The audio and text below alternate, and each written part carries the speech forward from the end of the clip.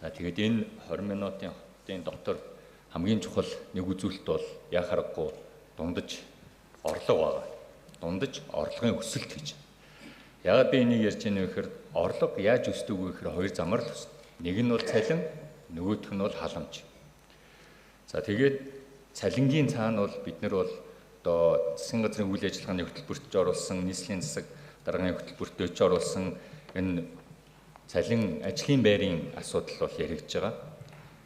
Тэгээ миний хэлэх гээд байгаа зүйл бол Монгол улсын эдийн засгийн 69%-ийг 2024 онд Улаанбаатар хотын эдийн засаг эзэлж байна. 69%. Нэгсэндээ хот гэдэг бол одоо хаашаа одоо Монгол улсын нутаг дэвсгэрээр бол 2-3% хүрэхгүй мөртлөө эдийн засгийн хувьд бол 3.2-ыг бол эзэлж байна. Ажиллах хүчний бол 45%-ийг бол Улаанбаатар хотод бол амьдарч байна. За тэгэхэд бид нэр энэ 20 минутын хотын концепт дотроо бас одоо миний санал бол ажлын байрыг бид нэмэх тал дээр анхаарах хэрэгтэй. Ажлын байрыг нэмэх. Яг тэгэхээр ажлын байрыг нэмжиж бид нэр цалин өрхийн орлогыг нэмнэ. Түүнээс биш халамжаар бол бид нар бол нэмэх шаардлагагүй байна.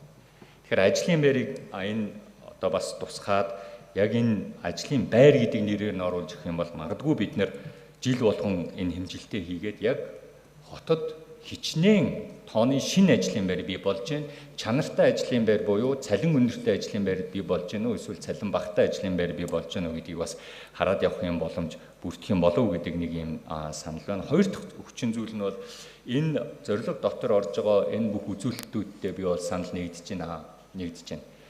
Тэгээд нэг зүйл дээр бол би одоо үнэхээр анхаарч бас санаа зовж явж байгаа нь яг харахгүй байна. Боловсролын чанар байна. Боловсролын чанар.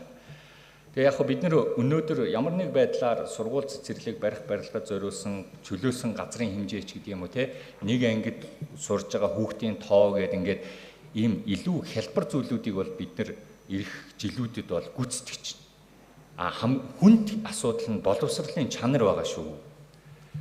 Сая одоо Ана дүүрэг дээр Сүхбаатар дүүрэг дээр гэхэд бол хамгийн захын сургууль дээр ингээд очиод уулзалт хийгээд ингээд явж байхад бол өнгөрсөн жил тэр тентхийн сургуулийн төгсөгчдийн дунд нэг хүүхэд санхүү эдийн засгийн сургууль тэнцэж байна гэж.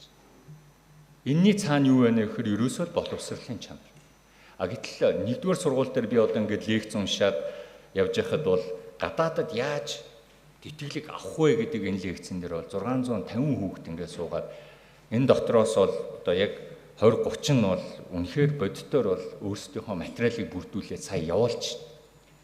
Тэгэхээр энэ захын дүүргүүдийн одоо боловсролын сургуулиудын боловсролын чанар гэдэг бол яахаарахгүй өнөөдөр бид нэр зүгээр хүртээмжээсээ гадна яалтчгүй ярих анхаарах асуудал бол мөнөөс өмнө. Энэ боловсролын чанар чин эргээд бүх зүйл рүү бол нөлөөлж байна. Ажлын байр руу нөлөөлж байна. Эдийн засгийн өсөлтөндөө нөлөөлж байна. За яг бидний өдөр тутамдаа тулгардаг төгжрээнд хүртэл нөлөөлж байна. Захын одоо сургуулийн чанараас улбаатаагаар түүнээс анги танхим дүүргэлт ном дэвтэртэй биш чанараасаа болоод хотын төв рүү хүүхдүүдэд явуулах бол сонирхолтой бол болсон байна. Тэгэхээр энэ дээр бас та хэд маань энд ямар байдлаар бол оруулж болох уу? Энэ оруулах боломжтой бол оруулж өгөөч, тусгаж өгөөч гэдэг ийм хүсэлтэй бол байгаа шүү. Баярлалаа.